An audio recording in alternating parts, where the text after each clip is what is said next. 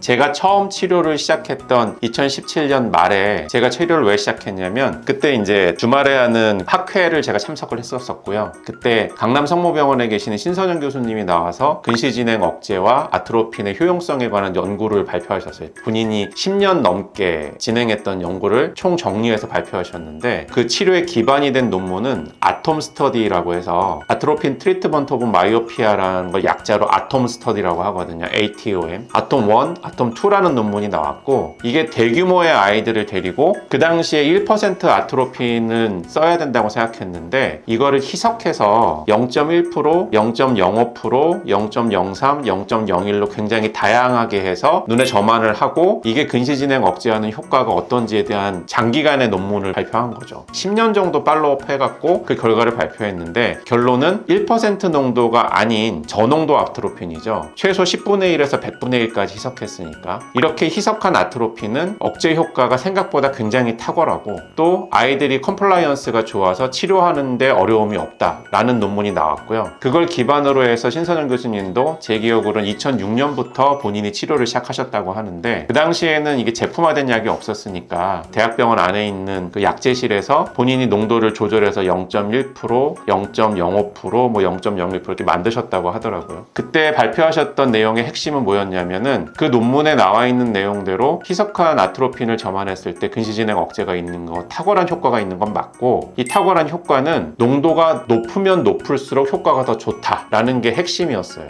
근데 그 핵심에서 또 한 얘기는 이전에 본인이 참고하셨던 아톰 1, 2 논문에서는 0.01% 그러니까 100분의 1로 희석한 아트로핀은 이전 논문에서는 10% 미만이라고 억제 효과가 거의 없다라고 발표를 했는데 교수님 본인께서 해보시니까 우리나라 아이들은 생각보다 효과가 있기는 하더라라는 거죠. 물론 0.1%가 압도적인 효과를 보인다면은 이거에 비해서는 덜하지만 0.01%도 효과가 없지는 않아서 이런 치료를 해보는 게 좋을 것 같다라는 내용이었거든요. 사실 저는 그때 학회를 듣고 그 내용을 보고 굉장히 크게 충격을 받아가지고 이전에는 드림렌즈만 있는 줄 알고 있고 치료가 안 된다고 있다가 저농도 아트로핀이라는 게 되게 획기적인 생각이라고 저는 생각을 했거든요. 왜냐하면 아트로핀이라는 물질 자체는 원래 사람 몸에서도 분비되는 호르몬이고 교감신경 흥분제로서 사용을 하는데 이게 눈에 들어가면 눈에 있는 수용체에만 결합을 하지 전신 효과가 그렇게 많지는 않고요. 특히 1% 고농도인 경우에 극히 일부의 아이에서 이제 가슴이 두근거려요 하는 증상이 나타날 수 있는데 이게 저농도로 떨어지면 그런 가능성조차도 없는 게 되거든요. 그래서 그 당시 얘기를 듣고 와서 저는 이제 임상 적용을 해보겠다라는 생각을 했죠.